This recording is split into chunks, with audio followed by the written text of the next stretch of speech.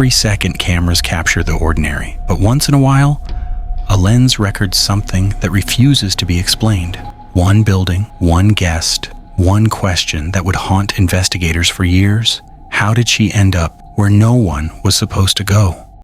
Elisa Lam was born in 1991 in Vancouver, British Columbia, the eldest daughter of David and Elisa Lam, who had immigrated from Hong Kong and ran a family restaurant in Burnaby. Friends described her as bright, curious, and deeply empathetic. At the University of British Columbia, she studied but often spoke candidly online about living with bipolar disorder and depression. Through her Tumblr blog, Nouvelle Nouveau, she shared book quotes, travel musings, and raw reflections on mental health. By January 2013, she decided to take a trip through California, alone. It would be her first solo journey. She mapped out stops in San Diego, Los Angeles, Santa Cruz, and San Francisco. On her blog, she wrote, "I'm going out west, hoping this will be the start of something new." When Elisa arrived in Los Angeles on January 26th, she checked into the Cecil Hotel on South Main Street. A 600-room building opened in 1927 as a destination for business travelers. Over time, the Great Depression and decades of urban decline changed its story. The area, now known as Skid Row, became home to thousands living in poverty. The Cecil carried a long record of tragedy: suicides in the 1930s, the stay of serial killer Richard Ramirez in 1985, and another infamous guest, Jack Unterweger, in the early 1990s. To budget travelers, it was a cheap place to stay, rebranded in later years as the Stay on Main. Inside, the hallways were dim, lined with faded carpet and humming fluorescent lights. The elevator doors shut with a hollow clang that echoed through the narrow corridors. For Elisa, the hotel was simply a practical stop central, affordable, close to public transit. During her stay, Elisa explored downtown Los Angeles. She visited tourist sites, posted photos on social media, and stopped by the Last Bookstore on Spring Street.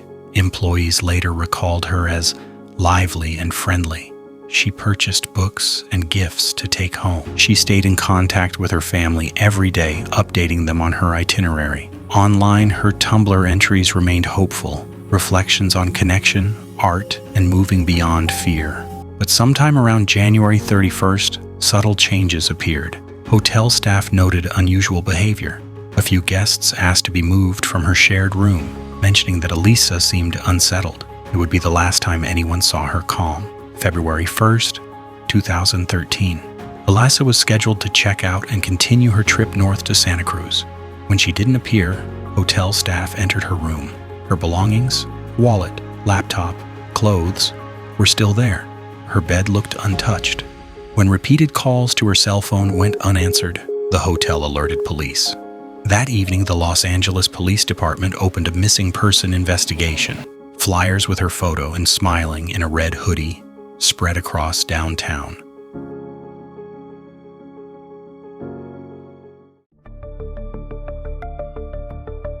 Detectives searched the building, bringing scent-tracking dogs through hallways, stairwells, even onto the roof. Nothing. Surveillance footage from the hotel was reviewed frame by frame. This clip would soon travel across the internet. Millions would analyze every movement, every pause. But for investigators that week, it was just one clue among many. Authorities had no idea the next discovery would come from a place no one thought to look. When Elisa Lam failed to check out on February 1st, hotel staff assumed she'd lost track of time. Her luggage was still in the room, but by the next morning, the worry was impossible to ignore. Officers arrived that afternoon and began a routine missing person investigation, one that would soon stretch beyond anything the hotel had ever experienced. Room by room, they searched. Housekeepers recalled seeing Elisa days earlier, cheerful but distracted. Nothing appeared stolen, nothing disturbed. Police brought in search dogs, following her scent up the stairs, down narrow corridors, through service areas few guests ever saw. The dogs tracked her trail to one of the higher floors, then toward a window. There the scent vanished. No exit, no further trace. It was an odd detail, one investigators noted but couldn't yet explain.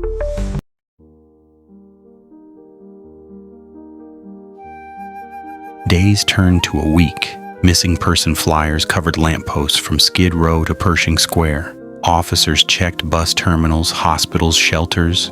No sign of Elisa Lam. For investigators, each day felt the same. Leads began and ended in the same building. But the real break in the case wouldn't come from inside these walls. It would come from millions watching screens around the world.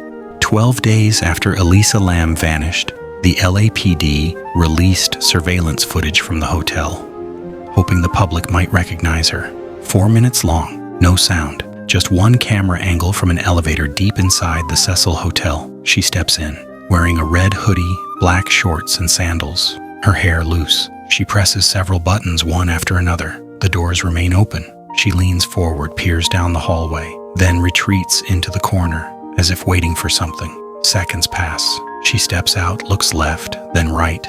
No one enters. Then she begins to move her hands. Fluid, deliberate gestures. It almost looks like conversation.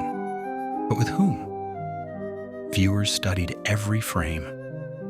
The timing of the doors, the pattern of the buttons, the way she moved. The elevator refuses to close until she finally walks away. Seconds later, the doors slide shut on their own. When the footage went online, it spread instantly. Millions watched. Millions speculated. Some believed she was frightened, hiding from someone unseen. Others thought she was disoriented or in distress. Within hours, the video reached across continents. But beneath the fascination was something more, an unease that no one could quite name.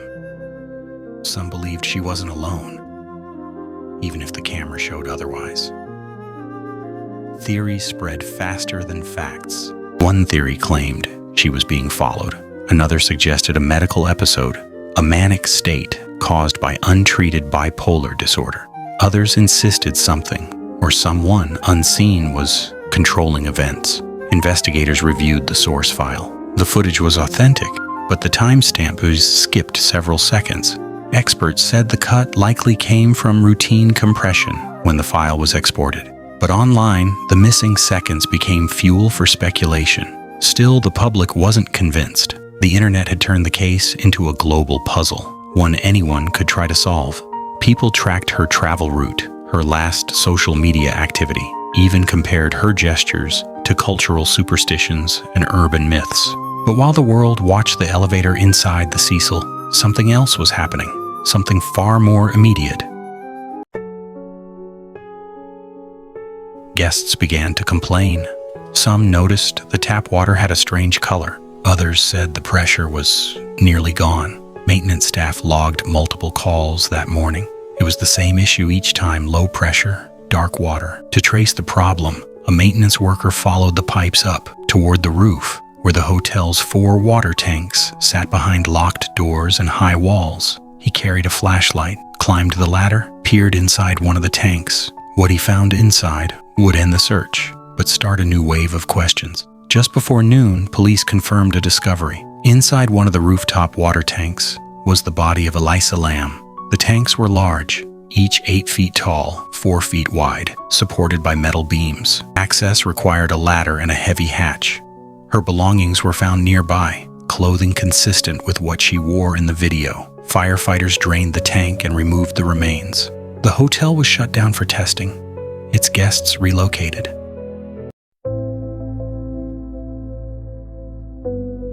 Detectives faced an avalanche of questions. How did she reach the roof? How did she get inside the tank? And the hardest question of all, why? The discovery brought closure to the search, but no clarity to the mystery. From street level, the Cecil's roof was invisible, a concrete plateau surrounded by 10-foot walls and a steel door locked at all times. Yet somehow, Elisa Lam had reached it. Each tank was roughly 8 feet tall, supported by metal beams, and accessible only by ladder. The lids were made of heavy steel. Investigators documented everything. The hatch was open when the maintenance worker found her, but accounts later conflicted. Some said it was closed when police arrived. Others said it was ajar. The discrepancy seemed small, but for online detectives, it became one of the most debated details of the entire case. The rooftop was restricted. Access required passing through locked doors equipped with alarms. Hotel staff claimed those alarms never sounded. Could she have reached the roof another way? There was one possibility, an exterior fire escape that connected to the upper floors. The metal rungs were narrow, exposed to the elements, and accessible only through windows. It was dangerous, but not impossible. Still, no fingerprints or security footage confirmed she used it.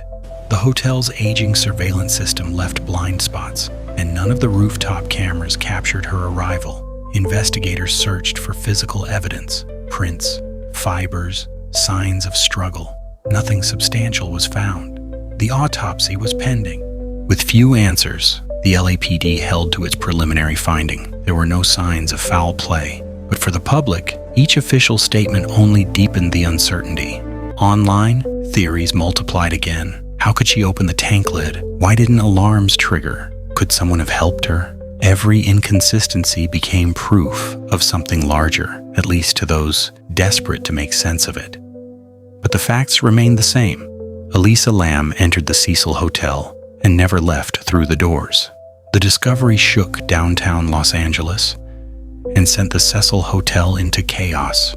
Health inspectors examined the building's water system. The hotel shut down for weeks. Every guest who'd used the tap, brushed their teeth, or taken a shower was confronted with a horrifying thought that for over 2 weeks, their water came from the same tank. For the family, the news was devastating. For the investigators, it was far from over. Behind closed doors, detectives reviewed the evidence again, line by line, minute by minute. The story fit on paper, but it didn't feel whole. Soon the coroner's findings would arrive, and with them, more contradictions.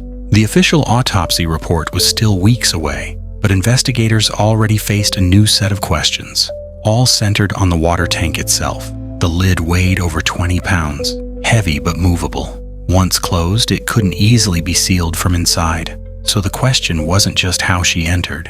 It was how the lid appeared closed afterward, if it truly was. Verifying those details would echo across every corner of the internet. In the initial statement, maintenance worker Santiago Lopez said the hatch was open. Later summaries described it as closed. Both quotes came from official records. If the hatch was closed, someone had to close it. If it was open, why wasn't it seen sooner? Could she have climbed in herself? Physically, perhaps, but practically, it defied logic. The coroner's office confirmed there were no signs of external trauma, no evidence of assault, no drugs beyond her prescribed medications. But absence of evidence wasn't proof of clarity. How did Elisa Lam find herself in a locked rooftop tank, with no witnesses, no alarm triggered, and no clear means of entry or escape? By March, speculation overshadowed evidence.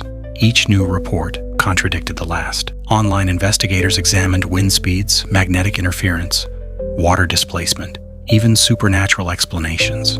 It became one of the first viral true crime investigations in digital history. Millions of strangers united by a single question. How did she end up where no one was supposed to go? In the days that followed, the hotel drained and cleaned its entire water system. The rooftop was sealed off. But for investigators and the public, the case had only just begun. The coroner's report would finally arrive, and with it, answers no one expected and questions no one could resolve. This was where the mystery turned from physical to psychological, and where the search for truth met the limits of evidence.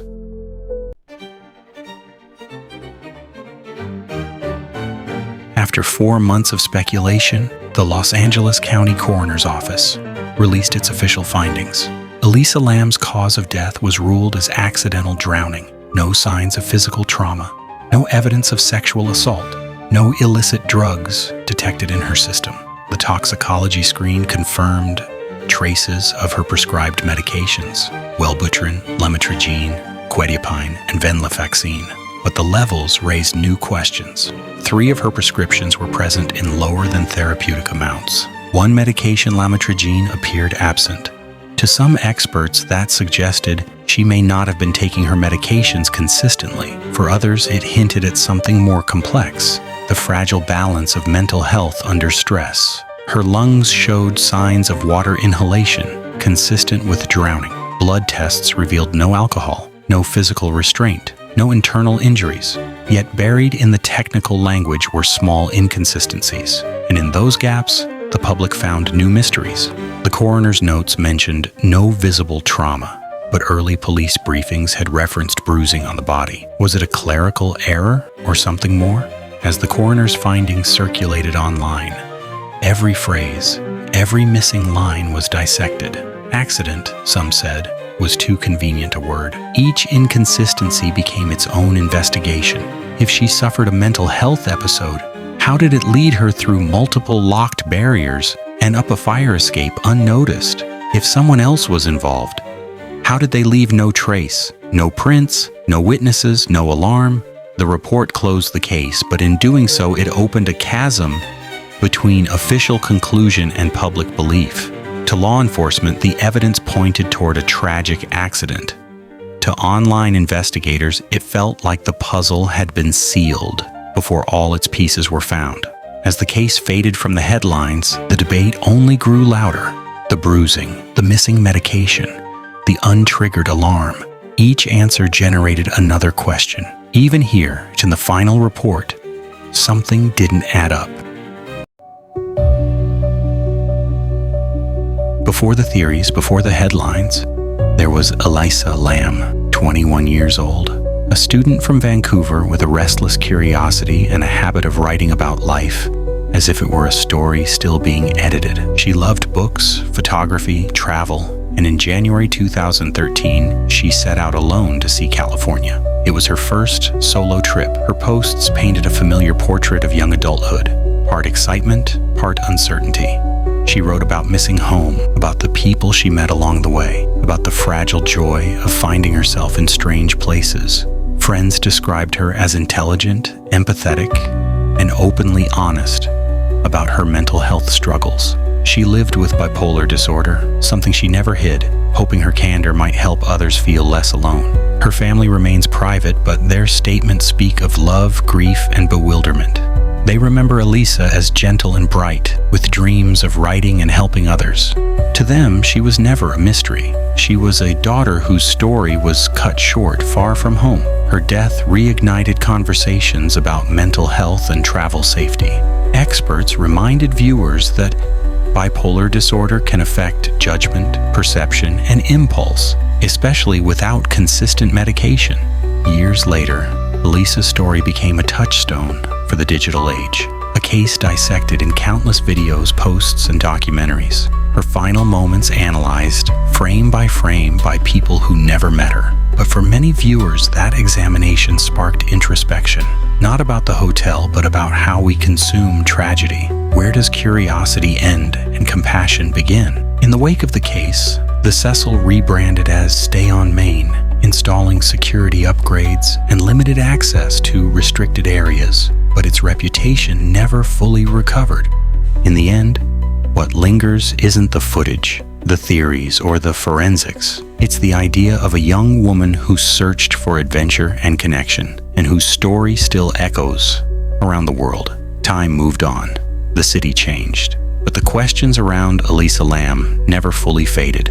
According to official records, it was a tragic accident, a young woman in distress who found herself in a place she should never have been. But to many, the gaps and contradictions feel too wide to ignore. Perhaps the truth lies somewhere between them. In the end, we're left with an image, a moment captured by a camera no one expected to matter, a glimpse of a life that reminds us how fragile and complex human stories can be. Was this simply a tragic accident, or a mystery we were never meant to solve? What do you think really happened? Share your thoughts. And if you want more deep dive mysteries like this, stick around.